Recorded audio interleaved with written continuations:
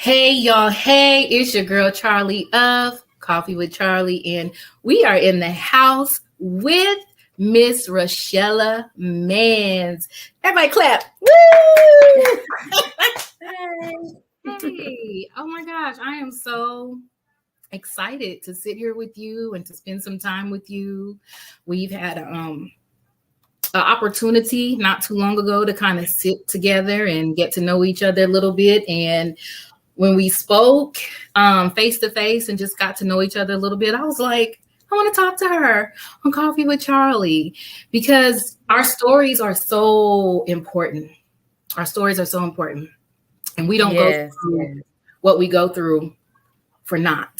So I think that your story is something that somebody needs to hear, even if it's just one person. So thank you so much for being here with me. So can you just introduce yourself to the people, give us your full name, and maybe tell us a little bit of something about yourself? Sure. Hi, everybody. My name is Rochella Mans. I am a wife. I have two beautiful children. I am a hospice social worker. I am a caregiver of my dad and my aunt at the moment. I've written a book, Cancer Coping with a Loved One. It's about my mother. She passed away in 2010. So, and I just love to encourage people and, help motivate. That's me. So your mom passed in 2010? No, 2016. I'm sorry. Okay, because I was like, I read the book. I read the book. 2016. It's okay, girl. It is okay. So before we get into this a little bit too much, let me just tell y'all, because I know y'all see that banner down there. It says, grab your cup and pull up and sit back and relax. So yes, on Coffee with Charlie, I really do be having my coffee. Okay. And so I made me a fresh pot to sit down to speak with Miss Mans on tonight. And so go grab what you sipping on, whether it's coffee, tea, water, juice, because I even got my water too while y'all playing. I got me some ice water in this one. So I got my 2 coffee cups that I'm going to tell you later on how you can get one that looks just like mine and support me, Coffee with Charlie. Support. So we're going to get into this book. Oh my gosh. Show y'all the book. This is what it looks like. Rochella, can you tell them where they can get this book at? Yes, so you can get this book off of Amazon. Just type in Rochella Mans. Also, Walmart.com. You can get off of there. I believe it's just the ebook on Walmart. Okay. Excuse me. And so I have the Kindle version and, the paperback. Okay. So I have to say, y'all, before y'all go get y'all's book, I have to say that I did shed some tears. So I do want to point out too that something that we have in common is that we're both hospice social workers.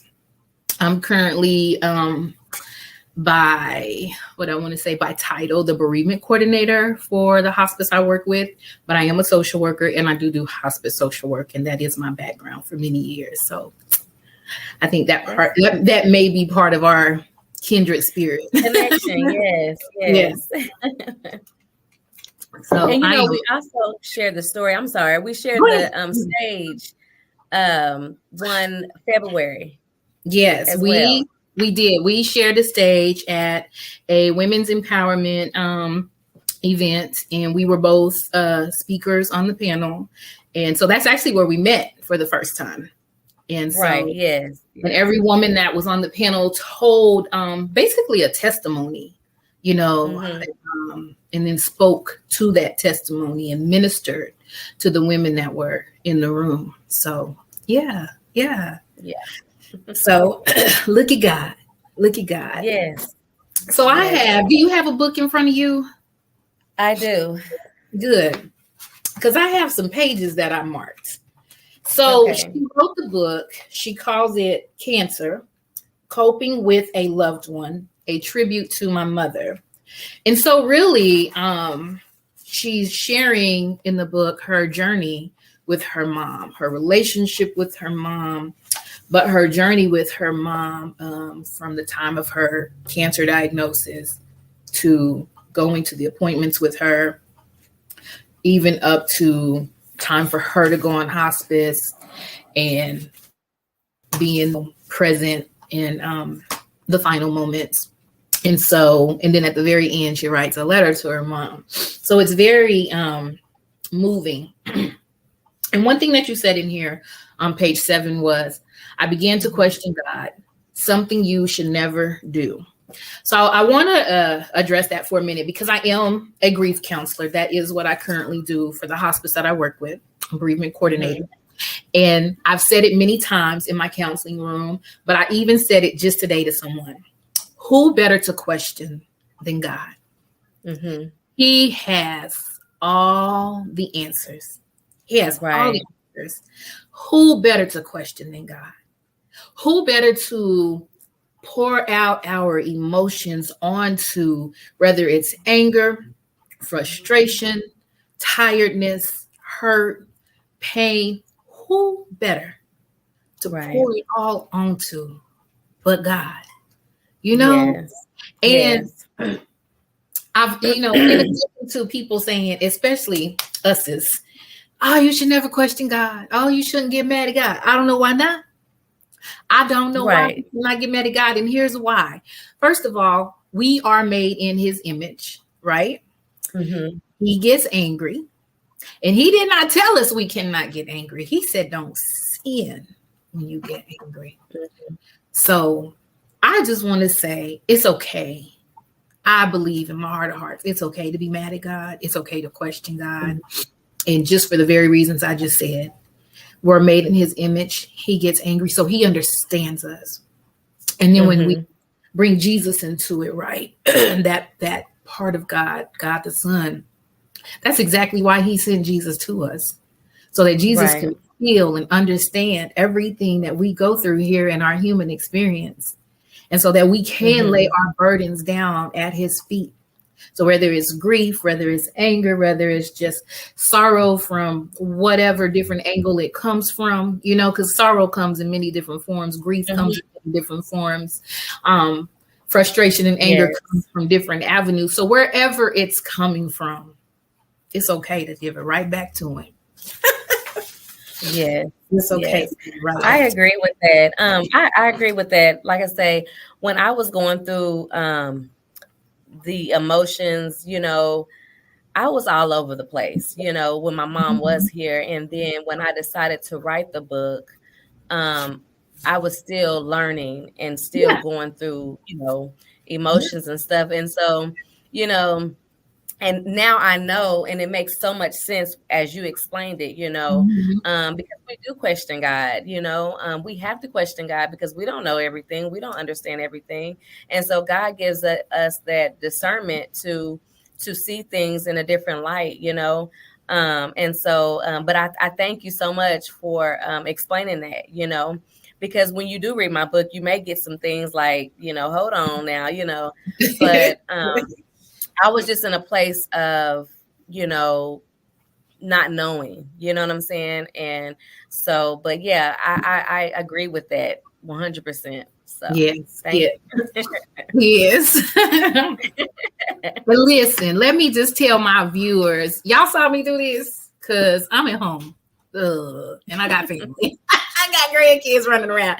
It's all right though, because we're going to do this interview and all is going to be well.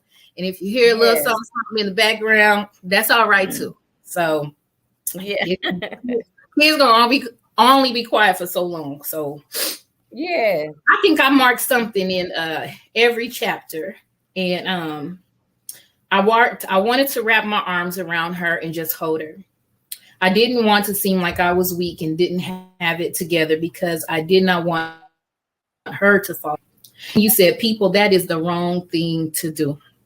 That's on page 10. And I want you to speak to that, but I want to just say, I agree. It is so important to feel our emotions, express our emotions. And but I don't want to speak too much on that. I want you to speak on that. Yeah. So during that moment, because I was always like the strong person,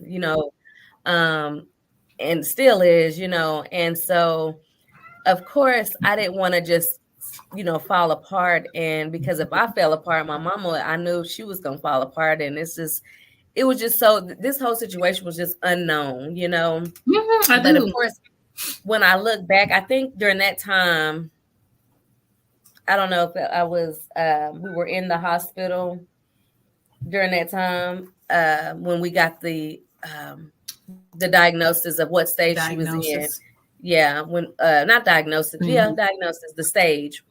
Of course I wanted to hold my mom, but she seemed like she was okay. And, it's kind of like when your loved one feel like they okay, then it's like, okay, we good, but if she would have broke down, then I would have been there to hold her. But we both trying to get strong women, for each other, strong But in my mind, and today, I wish I would have just held her anyway, because that's what I was there for. So I wish I would have showed more emotions. And I encourage everyone, if you're in that situation, show whatever emotions that God gives you, show those emotions, tell your loved one how much you love and care about them, but definitely show that emotion, give them a hug. I knew she probably needed that, I knew she probably needed that. So, but yeah. So I giggled a little bit. I'm sorry. Oh, so I'm done. I giggled a little bit because my father had he had a tumor in his small intestine, and it had not metastasized or anything, so we had surgery to get it taken out. And I say we because, I was there every step of the way. And I actually took him out to Illinois and to have certain things done before I brought him back home to Oklahoma. But a year later, after the surgery, then he did have cancer, and it was already metastasizing in his body. And so when we went to the ER and the lady said, she said, I'm not going to beat around the bush. I'm just going to tell you the cancer is back and it's spreading. I let out this dramatic wail. Like, it was so dramatic. I don't even know where it came from. I was just like, I was so devastated. Girl, my daddy was, he was looking at me like, if you don't shut up and stop. And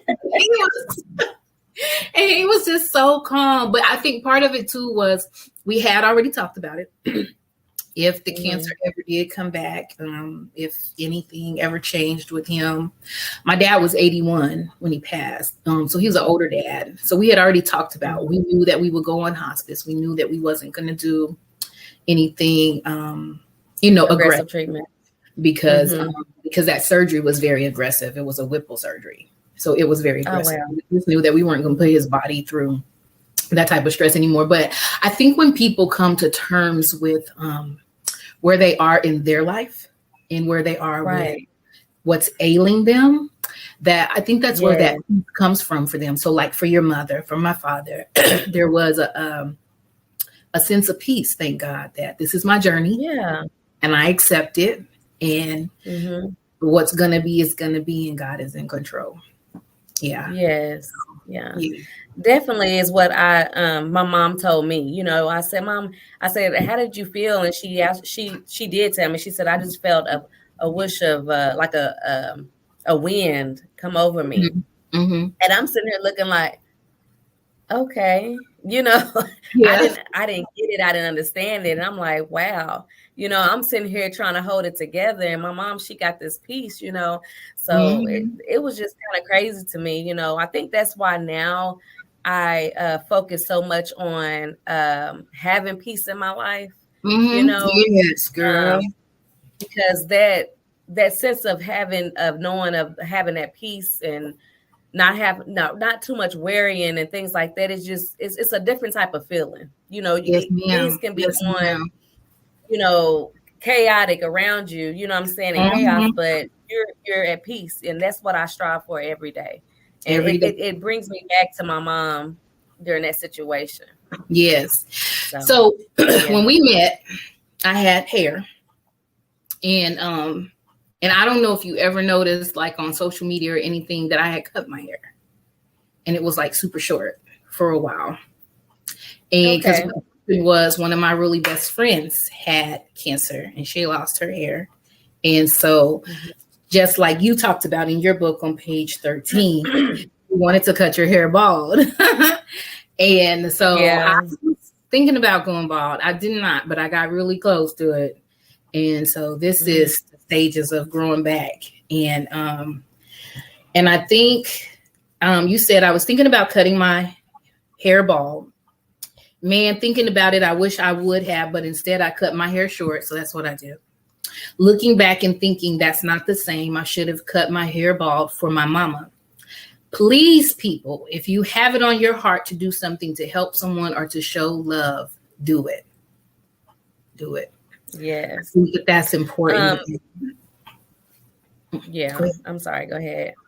I just feel like if I had that opportunity again, I would cut it off. I would cut it off. I would. Just to be supportive, right? Just to show that support. Yes, yes, and just show that love. Like, Mama, we in this together. Yes. You know, I think it's important.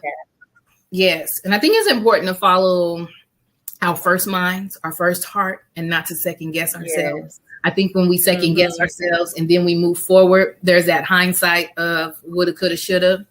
So definitely, if something is on your heart, something is on your mind, just do it. You know. And I'm gonna take care of the details. Gotta take care of the details. Later, because you regret it, you know.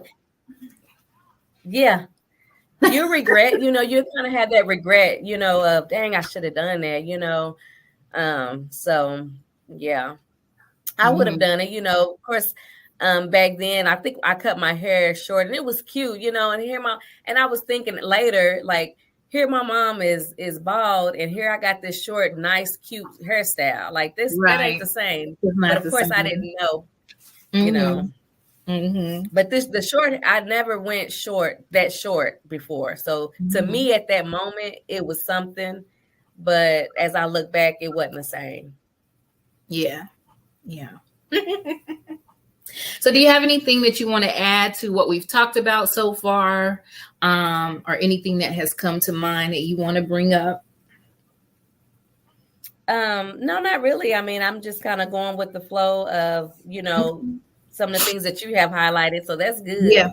Yes. Okay. Yeah. And I also want to point out, you guys, that in her book, at the beginning of each chapter, each segment, she starts out with a title and then a scripture that fits that title. And then that also kind of fits like what she's about to talk about. So I like that aspect of it too, as well. So, So on this part that I have underlined, it's on page 17. Without going back and reading the details, it says, my whole thought process was that she took chemo before and it healed her.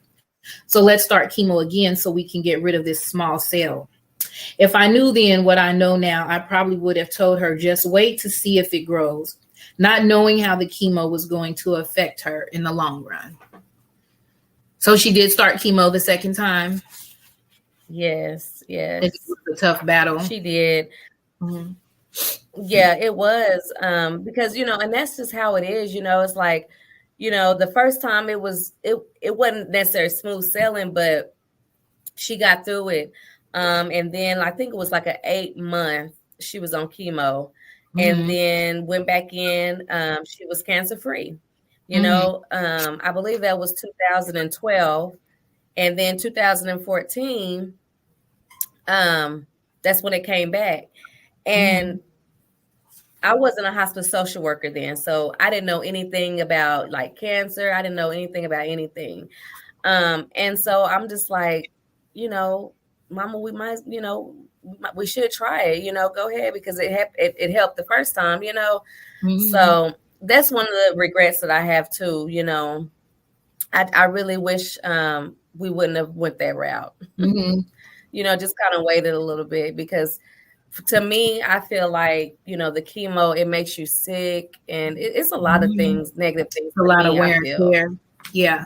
Yes, on the body, but so, also giving yourself grace, right? Like you said, you didn't have certain education yet, and you're just thinking about, I want my mama to live, so if the chemo's going to help, let's do that.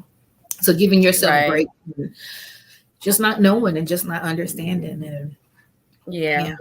So I just, you know, the encouragement, like for other people, you know, just, you know, do a little bit of research, really sit and talk to your loved one and ask them, what do they think? Mm-hmm. And, you know, just think about it. Just really think about it and have your questions ready, you know, because for me, I would have encouraged, if I know what I know now, I would have encouraged my mom to just kind of wait and see how things go. I really do feel in my heart that the chemo, it did help along the prognosis and her symptoms that she started having. I really do think that. Y'all, I just want y'all to know, if y'all hear me and sniff a little bit, listen, my allergies is kicking my butt, and I'm really over here trying to hold it together. We are in Oklahoma. Hey, me too. Man, and so listen, y'all just pray for me. So another really good point that I think that you made in your book, and this is something that you and I have witnessed, not just firsthand, but in the work that we do, and it's on page 19, is when you are already sick, it is important to be around positivity, peace, and happiness. If not, then you are slowly dying inside.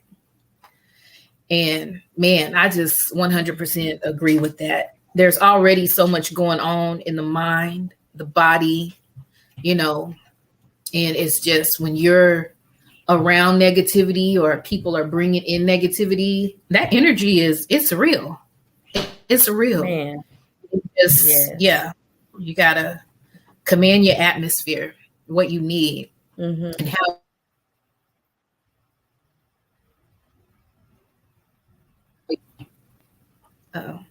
I was going to say, I thought we were frozen.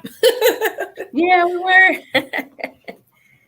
Yeah. So did you ask me a question? I'm sorry. It kind of cut out a little bit.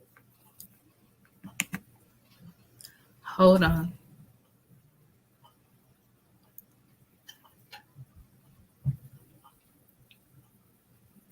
All right. Can you hear me? Clearly now. Yes. I can't hear you. Oh, you can't? I didn't do anything, so I don't know. Your microphone's on, and y'all don't have to excuse us, because just for a minute, I'm gonna click your mic and then click it again. I don't know what happened.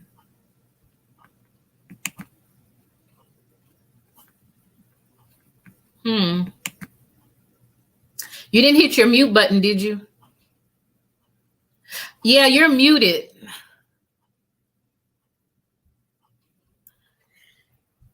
Okay, we're back on. Okay, now say something. Can you hear me now? Can you hear me? But you were muted, but I don't know why it didn't come back on my side. Huh?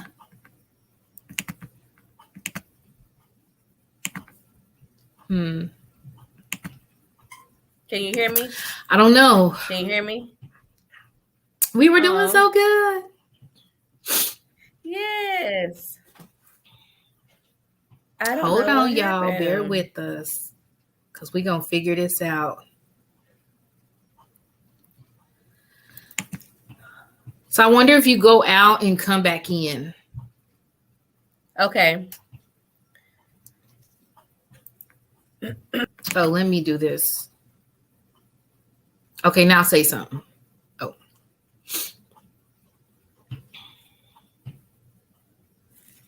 Hey, y'all. Hey, it's your girl, Charlie of Coffee with Charlie, and we are having technical difficulties, but we're going to keep pushing through this. I'm going to have Miss Rochella go out and then come back in, and we're going to keep on pushing through this and keep having this conversation, because I think it's an important conversation, and I think that it really is going to help somebody, and or just minister to somebody, help somebody along their journey, for themselves with their loved one, whatever or not that looks like. So we're just going to keep going. Can you hear me now? Keep on keeping on. That's what we'll do. So give me a second. I'm trying to get her back in here.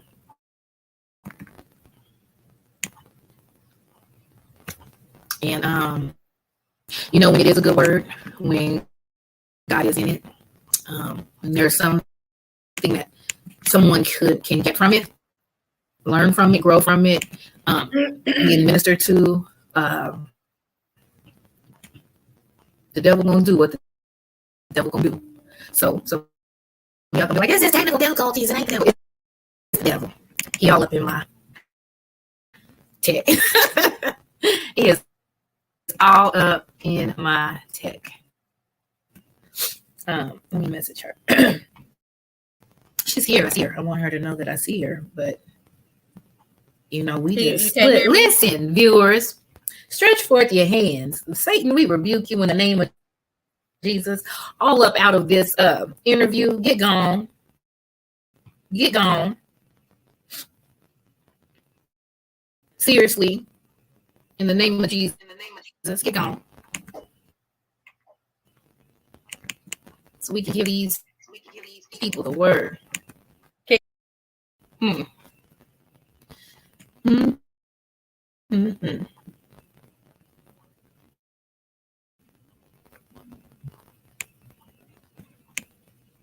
I see her, y'all.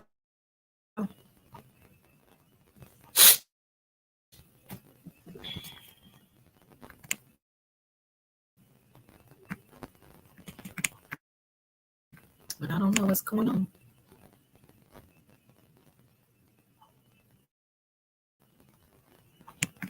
Let me see if there's. Let me chat with her for a second.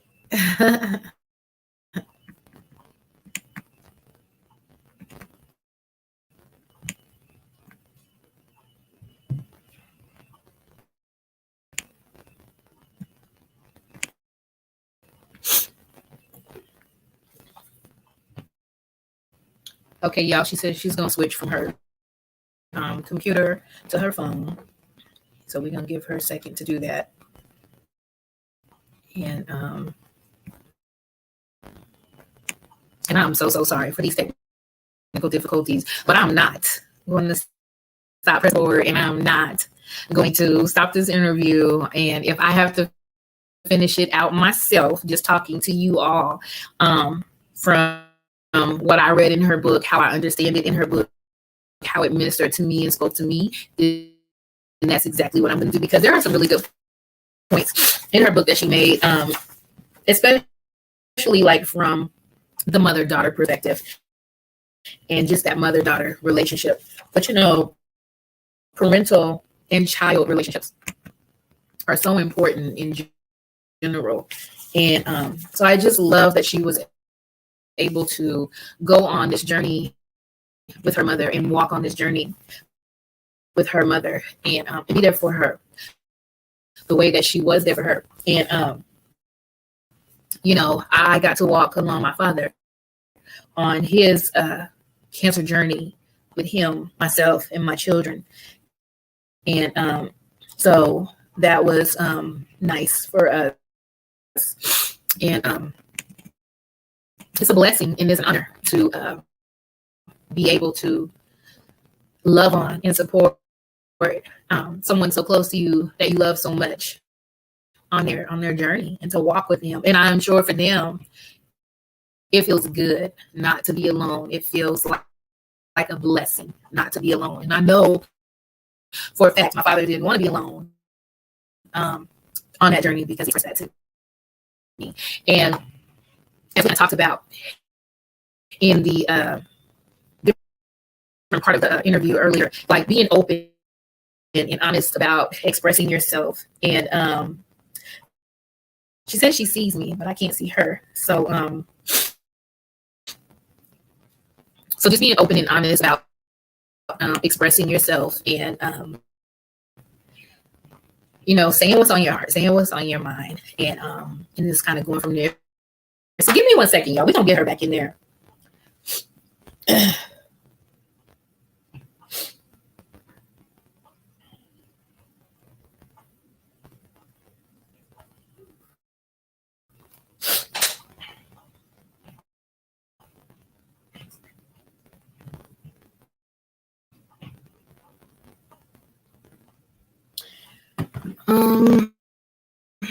So I see her here. It says add to stage, but it's not adding her.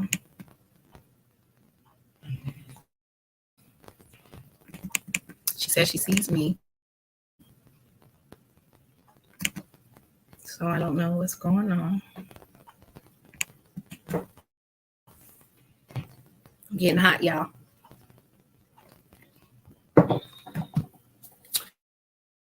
Okay, so since you can see me, Priscilla, I'm just going to end this, and we're both going to go out and come back in, okay? So I'm just going to end this. Because I can see you. I don't know why it's not adding you to the stage. Whew, making me have a hot flash.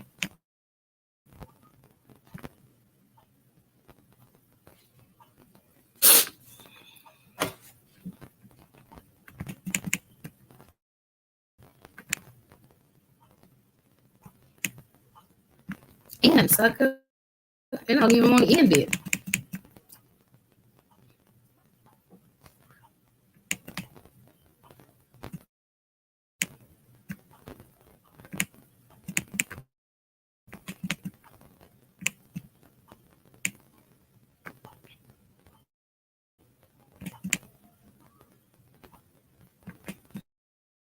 Don't go nowhere, sister. I'm gonna figure it. I've never had this kind of difficulty.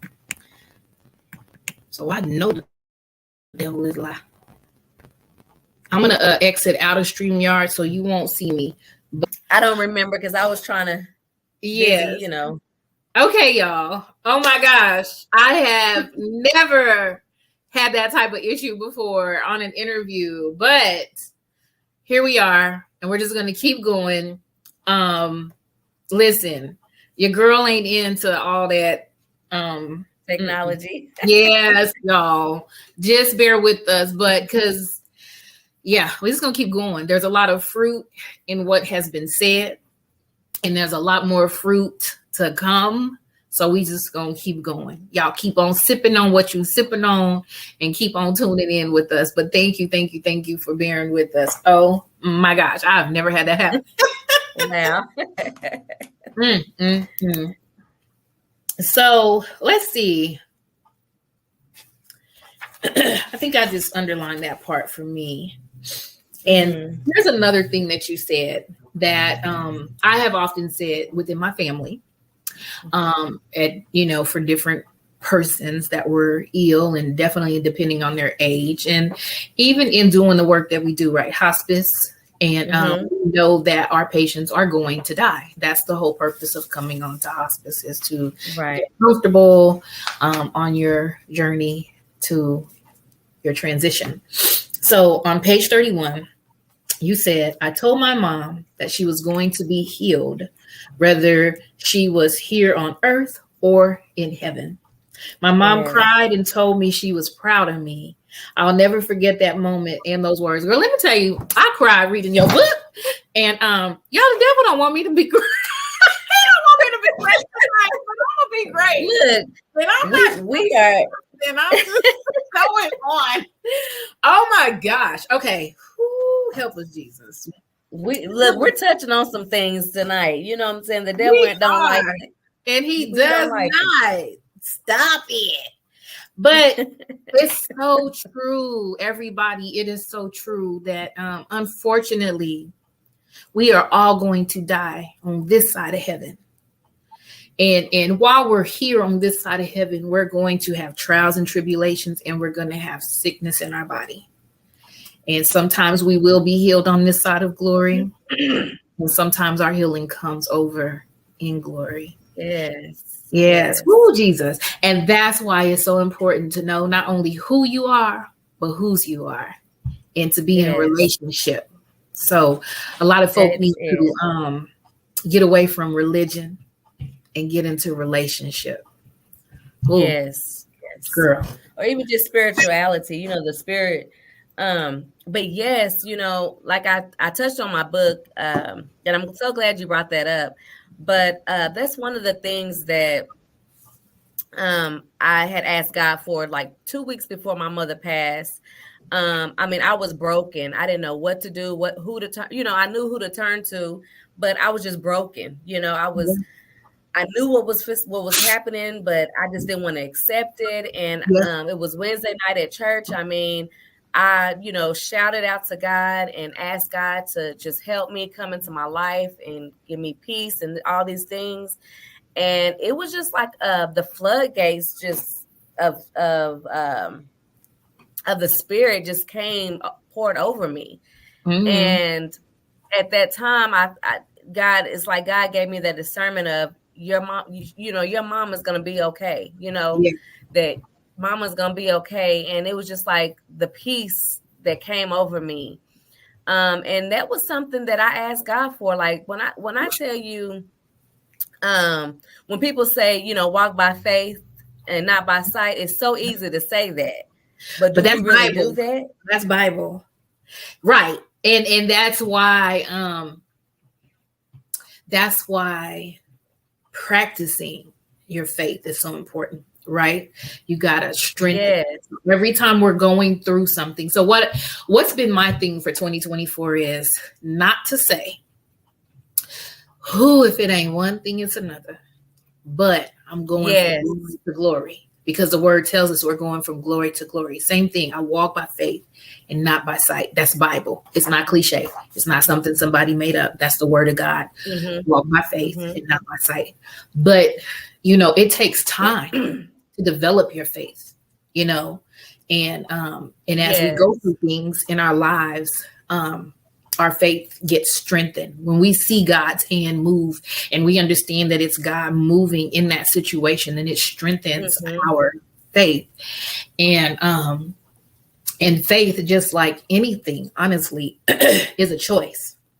Am I going to choose to walk in faith, to believe by faith and not by sight? Or am I going to choose to believe by sight and I'm not seeing what I want to see? I'm not hearing what I want to hear, And we're not going to always understand God's plan. And I think as human beings, that's it's not only scary, but it just feels like a sense of out of control. And we want to be able to control, what's going on with us. And sometimes we just cannot. We're just not in control. Right. And at the same time, it's like giving something to God, like I had to give the situation to him. And that's what I did at that moment, so that right there helped me. I didn't know what was coming, but that helped me to get there and to be able to let my mom know that we're going to be okay. She's going to be okay, so yeah. Amen. Yeah. I know I kind of felt a little sad. I'm not there, or I'm somewhere around there, because I have underlined the part where she wanted a hug and she sat up and you gave her a hug and she cried and you said that your heart was broken. But somewhere in her process of her transition, you had wanted her to speak to your brother. And I think it was one of your aunts ended up calling someone, and you think that she thought maybe it was her son, your brother. And so. And as hospice social workers, we, when we're waiting on people's families to come and the patients, they're just lingering on. They, we usually say they're waiting on somebody, Yeah. So, because it's true, they're waiting to say goodbye to somebody. They're waiting to hear somebody's voice or whatever. So, just so you all are aware, research does show that when an individual is dying, that hearing is the last thing to go. So, when we have patients who are just laying in the bed, they're not speaking anymore, they're not eating anymore, they're really just sleeping. Like, it is believed through research that they can still hear. if in fact they were never deaf. And and so we always encourage people, families and loved ones to talk to their person and to say whatever they need to say to them.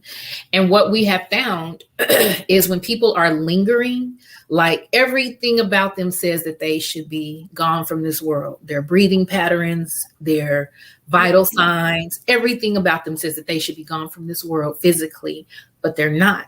It's usually because they are waiting on somebody and they want to hear their voice. They want to hear from them. They want to know that they're okay.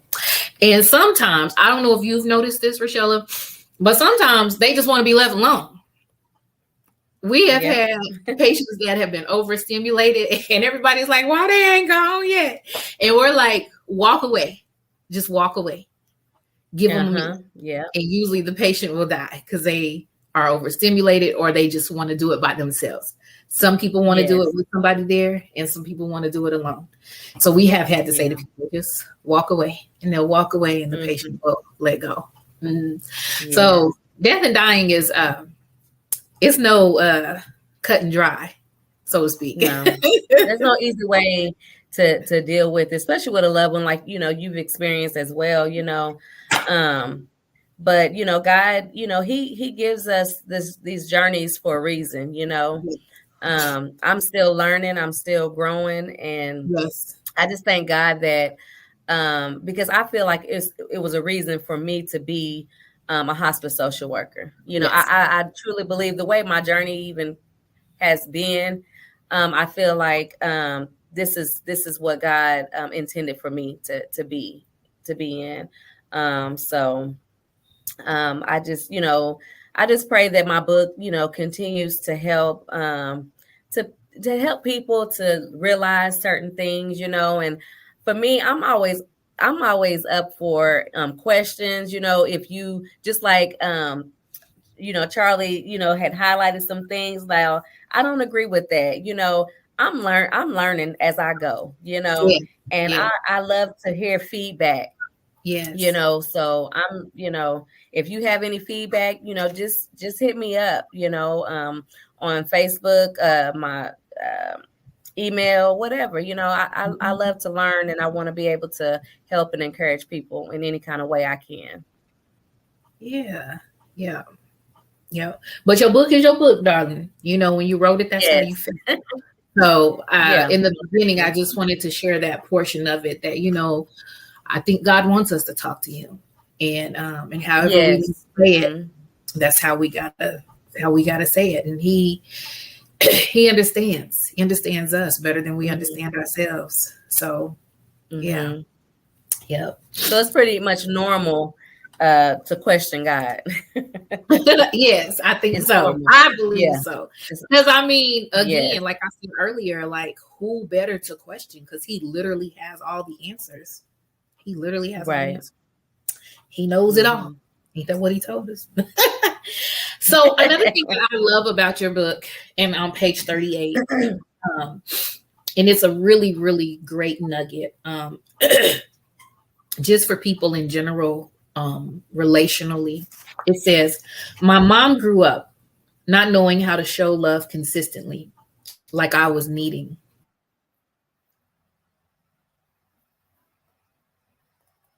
I wanted that love with my mom, so I showed her how to love and to love me. I can remember every night I used to kiss my mom on her cheek and tell her, I love you, mama. Good night. I never missed a night unless I was at someone else's house. I'm glad I was that kind of kid growing up. I was very overprotective of my mother. You would have thought I was her bodyguard. I never fought my mom for that because she didn't know that's how she was raised. As time went on, my mom and I grew together and became best friends as mother and daughter. Treat people how you want to be treated. That's one of my mottos. I absolutely love that. Absolutely love that. And I just think that, to have that kind of thought process as a child, that was a gift from God in and of itself. Yes. But I think even too, as adults, for those of you all who still have your parents, whether it's your mother or your father, and it's something that you still need and want from them, show them how to give that to you. Give it to them and demonstrate that to them and be the example, right?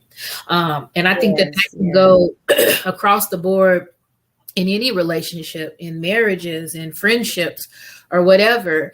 Demonstrate to the other person what it is that you need from them and want from them, and do unto them, and prayerfully they will do back unto you as you have shown them. And then if not, let's use our words. Let's have a conversation and say, hey, this is what I need from you. This is how I need it from you. And if they respond, then they your people. You know, if they respond, then they your people. But if they're not receptive to it, then maybe they not your people. And sometimes you have to love people from a distance. But but I just absolutely love that you had that insight and that wherewithal, even as a child, that mama, I'm just gonna love you and you gonna love me. And you. Yeah, I definitely was that child. That's just what I did, and I guess, over time my mom came around, but there's so much that I can add to the book. I'm also thinking about very seriously to, continue to write and things like that. But a friend of mine, she mentioned to me about a series, and I'm like, a series, I never thought about that. But it's always people that you, and I say a friend of mine, but it's always people that don't really know you, but see something in you, So there's more to come, as far as me writing more. So yes. So let me tell y'all real quick. First of all, thank you all for being here. Thank you so much. Thank you, Rochella, for being here. But thank you all, viewers, for being here. Thank you all for being patient with us as I struggled through. Thank you so much. And so a couple of things. I want to tell y'all how to get my cups and how to support. But I also, we want to reiterate how to get her book. But I also have a book to give to somebody. And I got to think who I want to give it to and how I want to give it away. So give me a minute. I'm going to think about that, how I want to give this book away. But as far as my Coffee with Charlie mugs, you can get you a mug, whether it's black or white. The black mug is 10 ounces. The white mug, I believe, is 7.5, something like that. It has Coffee with Charlie. Grab your cup and pull up, sit back and relax. And you can go to coffee-with-charlie.printify.me/products. I got my mugs. I got a journal. I got a t-shirt. I got some sweaters. I got a hoodie. I got a bookmark. I got another type of, the mug that's hot or cold that you can carry around. Oh, yeah. I got some socks. So just go support everything. Support. Yes. And I'm thinking about going on there because everything has like my logo on there. So what I'm thinking about is going in and just doing some other fun stuff, stuff not just with the logo, but still have to do with coffee, that type of thing, but just outside of the logo. So I think I'm going to work on that. And then, so tell them again where to get your book from. You can get my book off of Amazon. Just type in my name, Rochella Mans. Also, I'm on Walmart.com. It is in a form of the ebook. And I'm on Facebook and Instagram, Rochella Mans. And I'm gonna do that real quick. Okay, so let's see. So for those of you who are still here with us, I need y'all to interact with me in the comments. And Rochella, how they gonna get this book? Somebody gonna get a free book. Let's see. I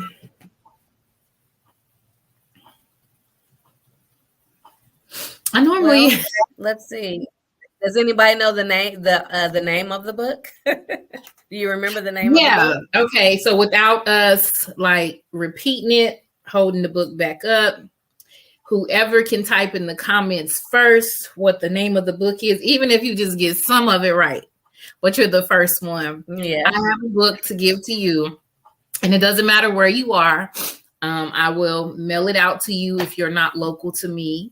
I will mail it out to you. And we'll go from there. We just want to bless you with a copy of her book and looking forward to more works from you in the future. So I think that's it. I think we've covered it. Most definitely. And I don't have anything else unless you have something else. Yeah. Well, I just want to say thank you so much, Charlie, for this this moment. Many blessings to you on your endures and everything. So this was a pleasure to be here, and I just thank you so much for giving this opportunity. Yes, and thank you for sharing your time with me. I appreciate you too. I don't take it for granted because our time is important. Yeah. So I appreciate you so much for sharing your story and letting me talk to you about your book. So